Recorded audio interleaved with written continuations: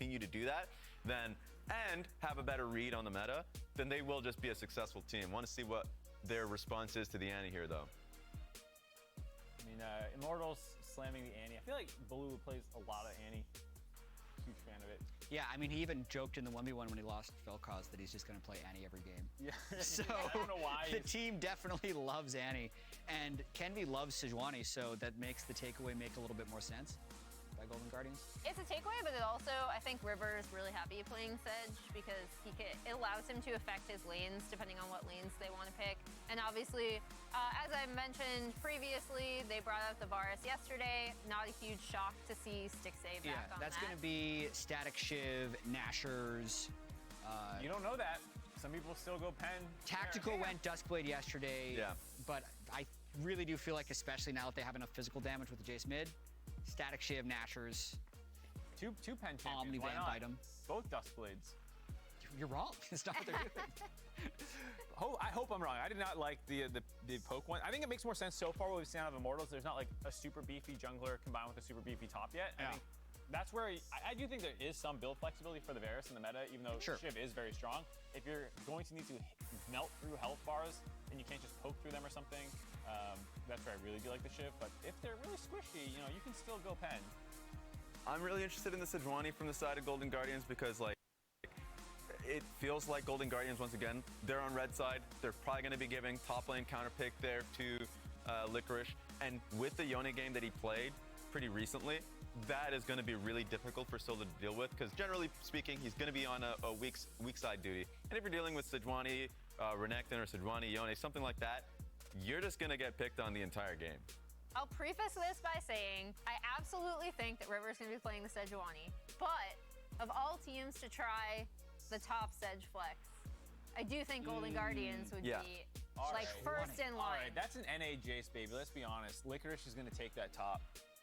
You think that's Jace mid for Gory 100%. You're talking about Sejuani going top. Licorice has been a Chad all split. Golden Guardians does love the flexing. Speaking of Licorice being a Chad, I appreciate that he earned the Yone ban, right? For his Hullbreaker Yone shenanigans previously. Solo doesn't seem like the Gragas type to me, but they did mention that the Yone was specifically into the Gragas. I feel like they might just also be scared of the pairing with Sejuani with Sedge jungle. Yone would have a lot of games set up true. easily. And like you said, a lot of times Yone can do well into tank matchups in general, and that's a lot of what Solo likes to play, even if it's not specifically Gragas. But no, we get boring old. Oh, it's Ornn time, baby. Yeah. Give me Ornn. TF can't be picked, but give me Ornn. I do wonder what Solo will go here. IMT is just going to continue to slam more engage. So you're right about Ornn. It's being hovered, but they have Annie, they have Wukong, and you need to deal with the poke in some way. So that's a nice way to also just tag on to engage. Support. I mean, they could flex the Annie down support technically if they wanted to, but I don't think we do. I'm envisioning, I was about to say Nautilus. Rakan works just as well. And for IMT, I think a lot of action has to happen through bot lane, and so Treats, throughout his entire, when I say entire career, I'm also including TSM, his career within Academy as well. He has been an engaged support. That's something that it feels like he and Kenvi should be working towards, trying to find bot lane openings. Yeah, I would love this. How much does he like Rel? Yeah. That's what He loves Rel. Well, I mean, I was talking to Jan on stage, and I was like, talk to me about the Samira Rel, and he like, and obviously I was thinking he'd talk more about the Samira side as an AD carry player, but he was like, nah, Rel's busted. Like, anytime you can get Rel, like, that's really strong. So yeah, I think not surprised to see who he just slammed at with a lot of different champions. Yeah, and I mean, it was part of their run through playoffs, right? Is like Huhi has a very good engage sense, so the rest of the team is bought in. Rel is super strong on her own. And yeah. Man, I like Golden Guardians. I just think the Static Shiv will work so well with AP Varus here. It allows them to go like, basically Sejuani and 280 solo laners is actually so like powerful, but it usually screws you because the other team stacks armor, but then they're gonna have this like AP Varus who can do like 50% of your max health against solo if he doesn't build MR. So I don't know, I just love Golden Guardians draft. We're gonna have to send it to the casters though to get us in the game. Thank you very much, everybody. Welcome back. It's time to hit the rift for game number 2. It's Immortals versus Golden Guardians. I'm happy to see the Rel and Rakan. I always think League of Legends is a lot more fun to watch when you have engaged supports versus enchanter supports. So I'm hoping we get a nice 1 kill per minute game here. Yeah, absolutely. Would be really exciting to get that. It is a really powerful champion these days also. In solo queue, on 13-12 was 55% win rate. Like, this was, S tier of S tiers as far as those engaged supports do go. So Rel, was already a champion that who he was playing. I think it's even more powerful now than when we saw him playing it last time. It is Hail of Blades on the Varus. I'm expecting it to be that kind of AP Varus style. Yeah. Go towards Shiv, go towards Nashers, that kind of AP on-hit style can be really, really powerful, especially because they did draft double physical damage solo laners, works really well with the damage profile of composition, and they have a tremendous amount of CC and lockdown.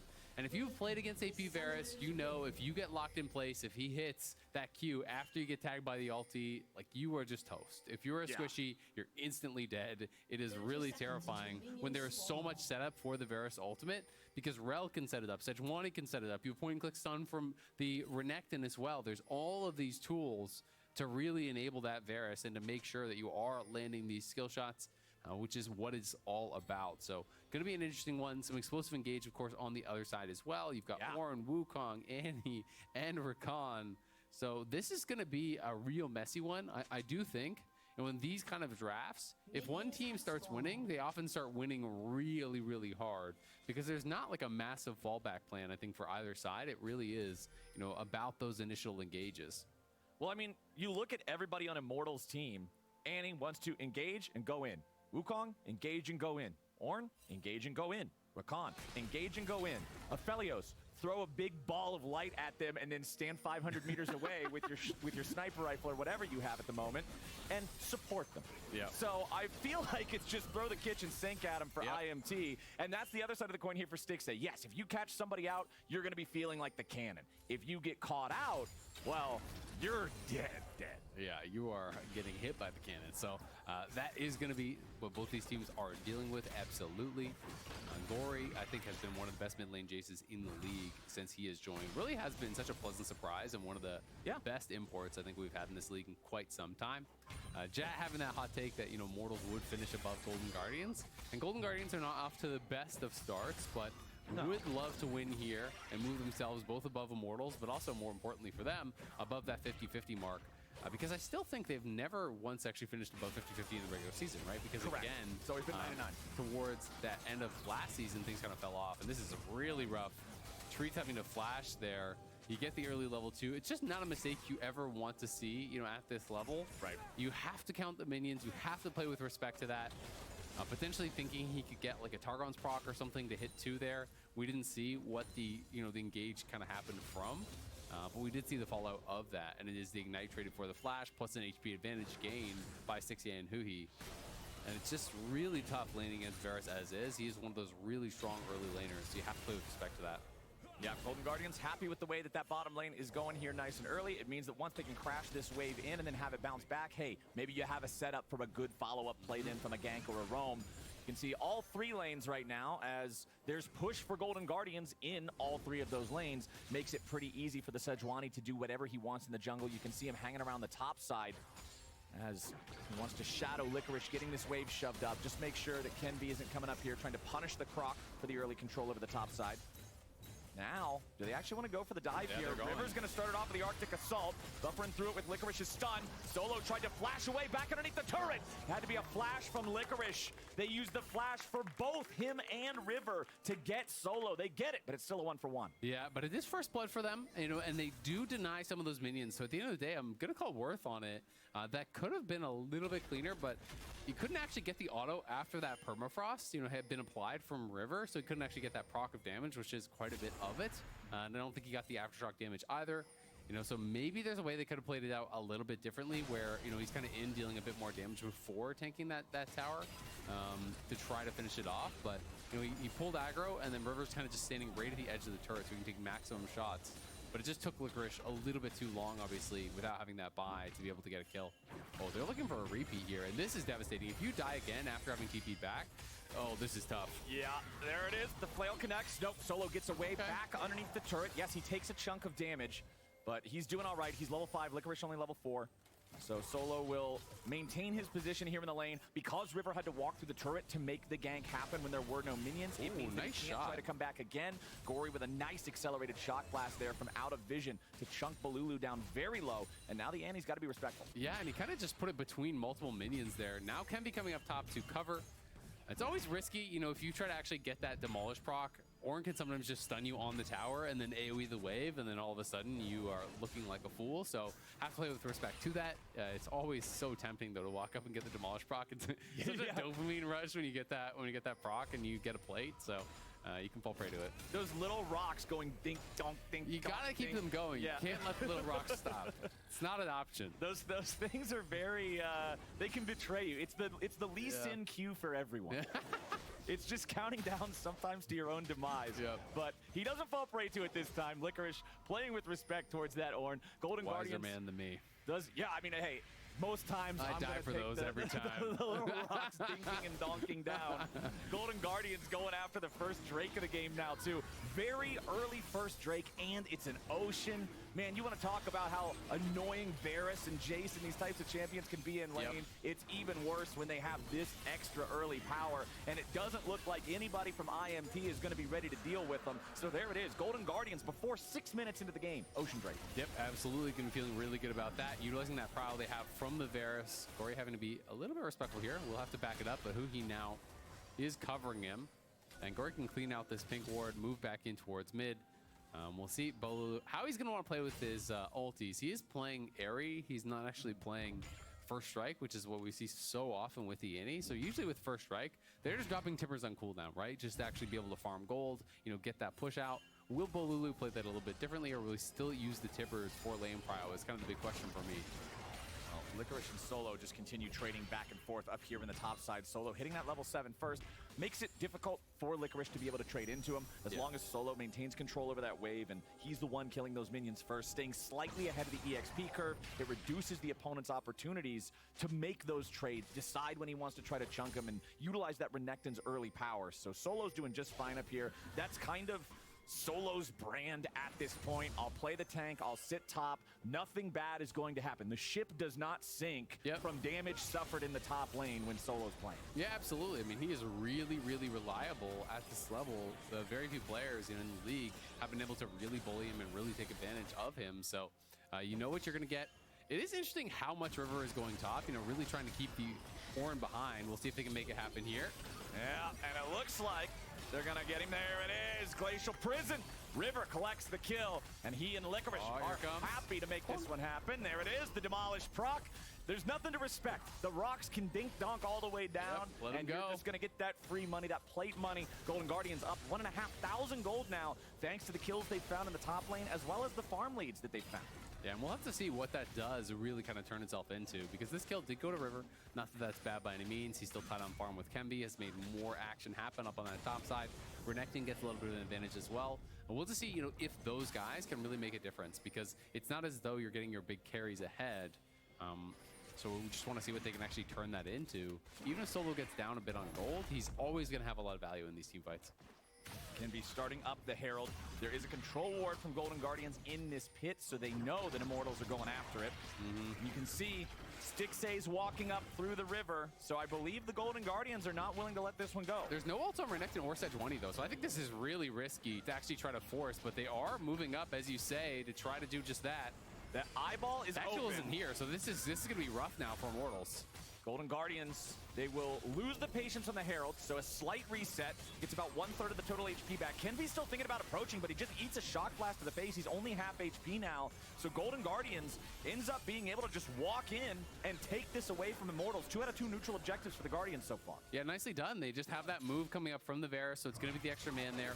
One plate is lost, bot's a tactical, but Stixay didn't full commit to the Herald. He basically walked halfway up, moved to mid, and then as soon as he saw it was going to be their Herald, he ran right back down to bot. So I think he only lost like 1 melee minion. Yes, they do lose the plate, but he's not really losing much of anything as far as experience or those minions do go. And they're going to get a plate back mid here themselves. So really, all things considered, it's a trade of plates, and they come away with the local gold from the Herald, plus the ability to crash that in and get even more gold. So Golden Guardians really far ahead off of these early minutes now. 2K up with Herald still to crash. That feels great. Yeah, 2K from just a single kill advantage over your opponents, like that means you're building these leads from everything else. The plates, the farm. Topside is 84 to 66 in the CS department. Even in the jungle, River, despite the fact that he's the one of the two junglers that's contributed to making anything happen, is still ahead of Kenvi. Yep, yeah, it is pretty tough. You know, Kenvi hasn't really been able to find much of anything. Now at level 6, he is going to be trying to look for one of those plays. We'll see if he can find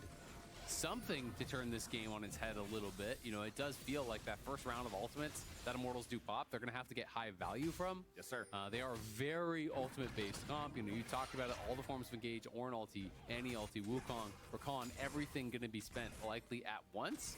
Potentially at this next Dragon fight, we'll see if that's where they kind of want to draw the line in the sand, because it does feel like, as of now, they are slowly bleeding out in this game. Huhi making the rotation over to mid.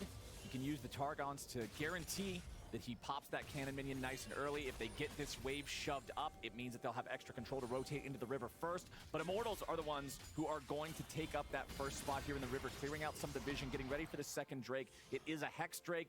Talked about it before. I love just even the baseline of this Drake being valuable there. Demolish proc goes over to Licorice. Nearly has the third plate down here in the top lane, but Solo clearing the wave away quick enough that Licorice cannot secure it in its entirety. Both of our top laners do have Unleashed teleports ready to go. Mid laners doing the same in case any of these guys need to back before a Drake fight would open up. They can join immediately. Yeah, and Licorice actually pulling the wave a little bit there, but I would rather just see him potentially shove, you know, and try to draw someone up top, because if you make Solo stay top, Solo's so he won't be able to TP without basing first. So if you hard shove, he now has to choose between TPing up towards top and actually answering that wave, or TPing down towards bot. So either way, he will lose out on something. A plate has already been claimed there by Licorice on top side. This is going to be a TP out towards mid, but Golden Guardian's not going to be contested here. River should be able to secure this. Now they're going to TP in. He's got the Magnet Storm. They followed up the Glacial Prison. They wanted to go after Treats, but he disengages. Kenvi's stuck here in the front, and he's already down. The Ornhorn sounds off, and it hits two. But where's the follow-up? Treats now dies. They try to find an Inferno multi. Finally, a little bit of damage back onto the Golden Guardians line with Solo here in the middle, and Gory and Huhi looking to disengage. Stixay and Licorice are down. Kenvi and Treats are down. A 3v3 remains, and Balulu's looking to lead the way with Gory now going to get popped. And Immortals will win the fight 3-2. Tactical as he has time and time again this split for this team. Really getting work done in that team fight. The Infernum ulti was massive across the board. I really want to see team fight damage from that one. I do think Bolulu and Tactical are going to have really high numbers, because it did look like Bolulu attacked a lot of people with the Tibbers, but the Infernum was just splashing across all of Golden Guardians there. We can watch it one more time. The initial part of the fight looking really good. There is the lockdown coming through here from who you can see the Rel Stun into that Sejuani ulti. The Varus ult not unfortunately connecting, I think, or potentially it was buffered. It was okay, it hit Kenvi there.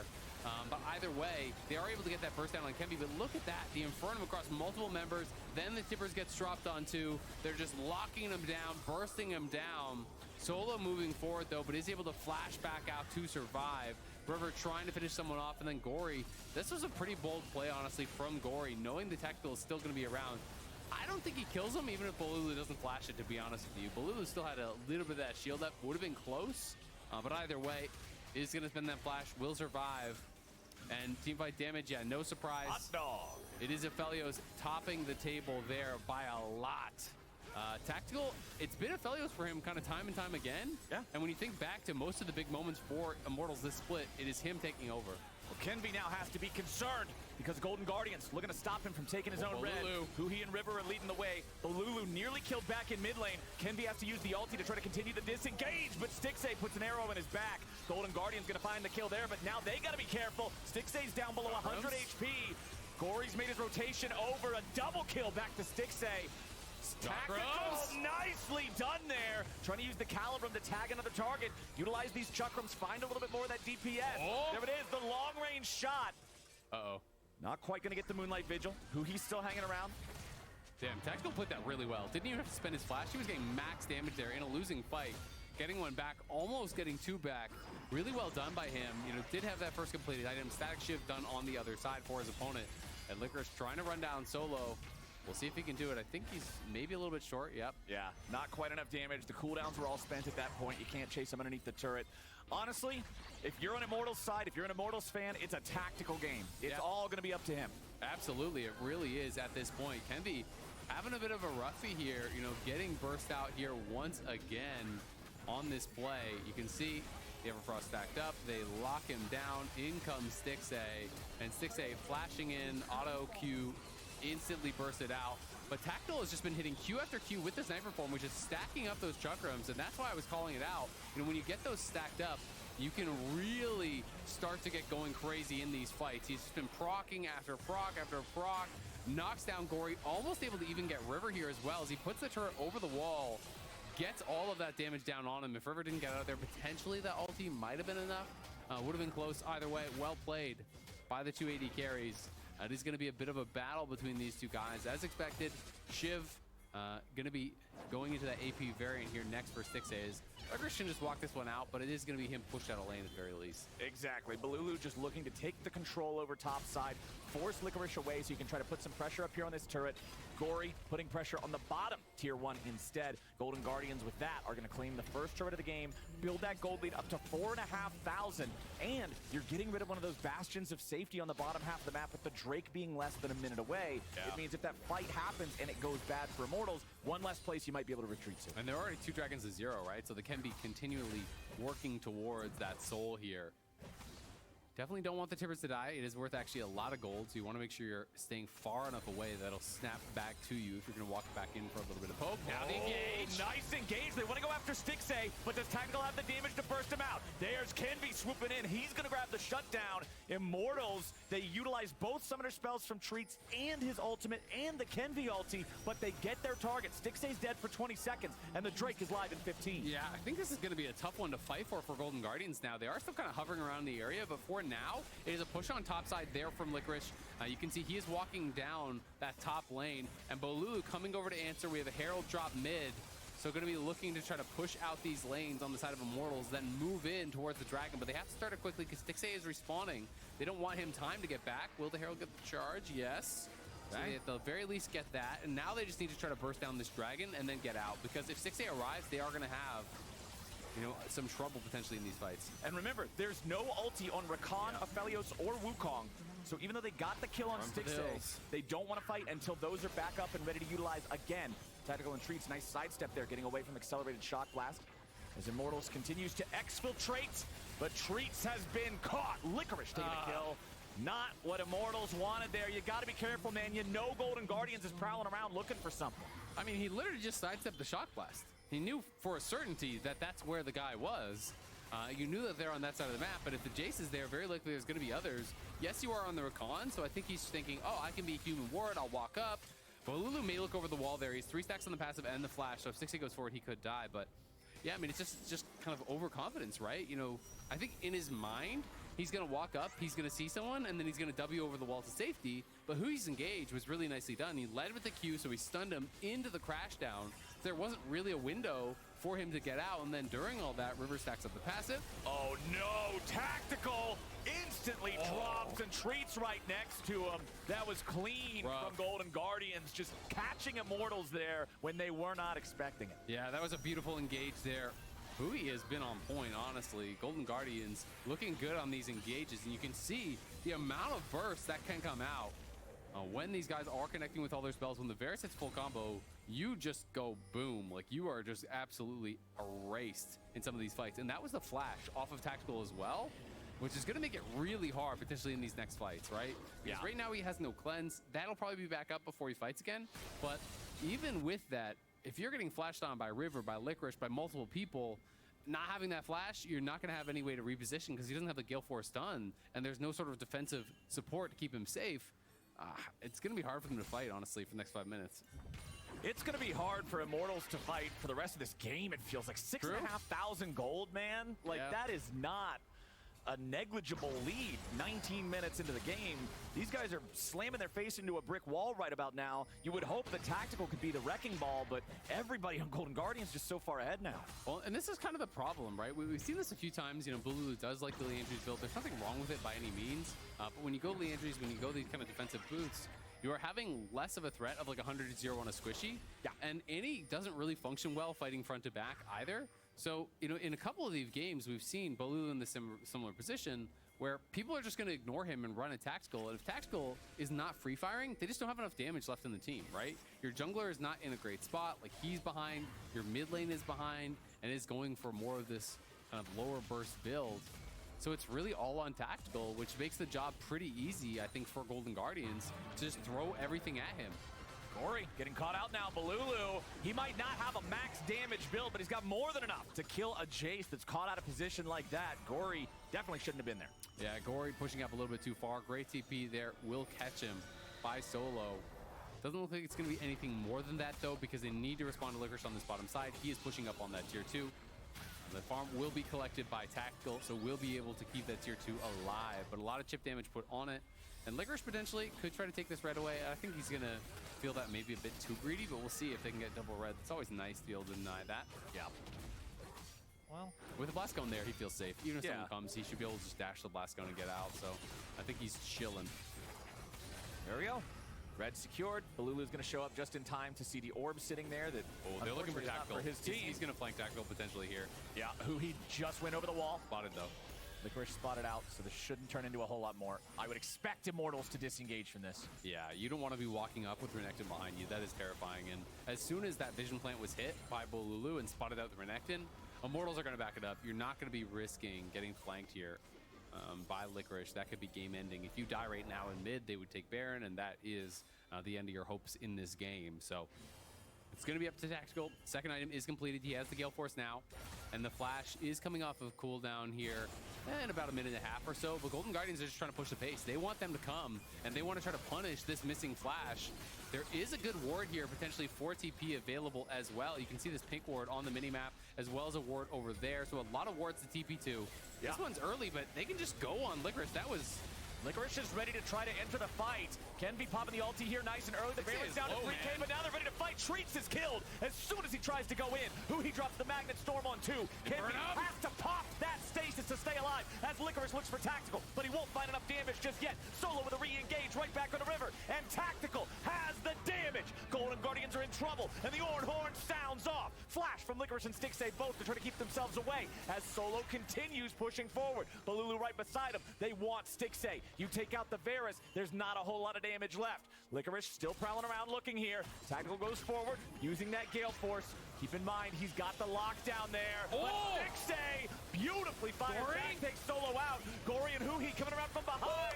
Golden Guardians punish Immortals and wipe them off the map. What a scrappy fight. It looked like that was going to be Immortals' fight to win there. Tactical had played it out really well. At 6A, it looked like it had taken, what, 70% of his health from the Baron before it even kicked off. So he couldn't really stay involved. But the turnaround there, Stixay getting a kill onto Solo before he goes down. And then Gory and Huhi arrive and take out everyone. They're onto the Baron here.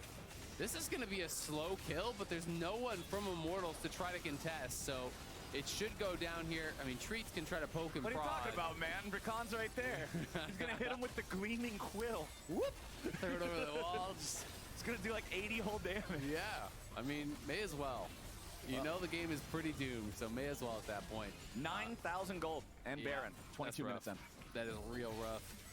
It's going to be secured, and they are feeling really good about their chances now. But again, that was such a scrappy fight, and Tactical played it out very, very well. They created space for him. Golden Guardians looked like they were going to be losing that fight, but are able to come out on top in the end.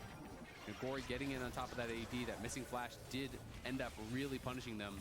Now trying to take this dragon here. There is flashback for Tactical, so they're just going to try to make something happen. Chains of Corruption Gory's hits behind him. Solo. Gory's He's behind immediately dead. The tank is already gone, and Gory's coming around from the flank. Magnet Storm locks down everybody as Licorice flies over the wall with the Dominus, and Immortals are crushed. Triple kill to Stixay's Varus. GG. Yeah, that should probably do it. That AP Varus just bursting through him, absolutely shredding through that max health damage here, with the Blighted Quiver active is so much damage. When you have that passive stacked up with AP that is amped up, the percentage max health damage, and that allows you to really shred through tanks. You wouldn't think of like this AP on hit Varus as being a tank killer. It is. It absolutely will destroy you. And there's not really much MR at all to speak of on the Ornn, so they make him pay. Really good positioning in that fight from Golden Guardians. Gory made it so Tactical can never actually commit to the fight. And you look at the Ornn up here, just watch how fast he actually does go down. There's the stun. Again, all the setup there for this Varus. He just gets shredded. Like, he insta-died. That was kind of crazy. And then behind, Gory is coming in. Licorice is coming in. Tactical could never join the fight, right? Like, how does Tactical play out this fight with two soul laners behind him and your front lane instantly dead? You just can't actually do anything about it. So great positioning from Golden Guardians and really showcasing the power of this AP Varus build. And from this spot, I think Crown of the Shattered Queen makes a lot of sense. What is one of the only ways you could lose? Well, maybe your Varus gets one shot. Crown kind of says no to that as well, and there's not great ways to poke it off for this composition. He has no flash, but he has the safety of that Mythic completed now. So Golden Guardians 13K ahead, 25 minutes in. They are on the march. Sometimes your win condition is just shoring up the only possible loss condition. Yep. And now Immortals are stuck in such an unplayable position here in the game as Golden Guardians knock down that first tier 3 turret in the top side. They're going to look for tier 3 in mid next. Licorice has control over that wave. Solo's ready to summon up the Ornhorn here. They're going after Stixay. They do a lot of damage, and they manage to take him out, but they're already going to lose their jungler in return. Shut down over to Tactical. He's got to do a lot more work. Licorice pops the dominance, continues running forward. Now they're going to turn their focus over onto Balulu as Tactical falls back towards the fountain. He'll be the last man standing. A quadra kill over to Gory. Tactical gets down. Oh! Kill for Gory of the Golden Guardians. The ace will be the end of the game.